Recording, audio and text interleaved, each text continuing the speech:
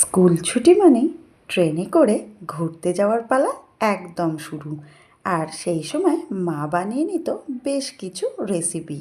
তার মধ্যে আজকের একটা আপনাদের সাথে শেয়ার করলাম। এখানে মুরগির ডিমগুলোকে খুব ভালো করে সিদ্ধ করে নিয়েছি। সিদ্ধ করা ডিমে একটু করে কাট লাগিয়ে নিচ্ছি, তাতে মশলাগুলো কিন্তু খুব ভালো করে ঢুকে যায়।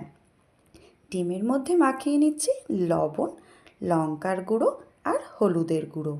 খুব ভালো করে মাখানো দেখুন হয়ে গেছে। কড়াইতে দিয়ে দিয়েছি সর্ষের তেল। তেলটাকে ভালো করে গরম করে নিয়ে মশলা মাখিয়ে রাখা ডিমগুলোকে সব দিয়ে দিলাম।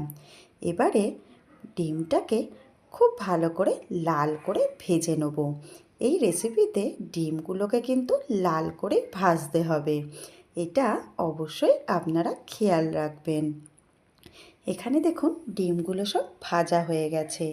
ওই তেলের মধ্যে দিয়ে দিলাম 3টে মিডিয়াম সাইজের পেঁয়াজকে আমি কুচি করে নিয়েছি লম্বা করে, সেটাকে লাল করে ভেজে নেব।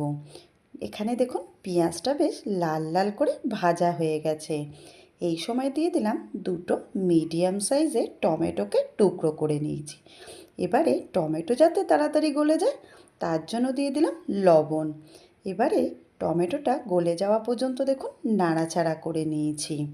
মশলায় দিয়ে দিলাম আদা রসুনের পেস্ট, লঙ্কার গুঁড়ো আর হলুদের গুঁড়ো।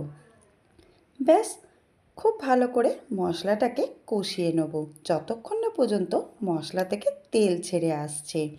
এই রান্নায় কিন্তু একদমই মা জলের ব্যবহার করতো না, তাই আমিও আজকে জলের ব্যবহার করিনি।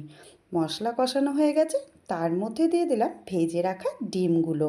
2 মিনিট ভালো করে নাড়াচাড়া করে নিয়ে ঢাকা দিয়ে লো ফ্লেমে 5 মিনিট কষিয়ে নিয়েছি।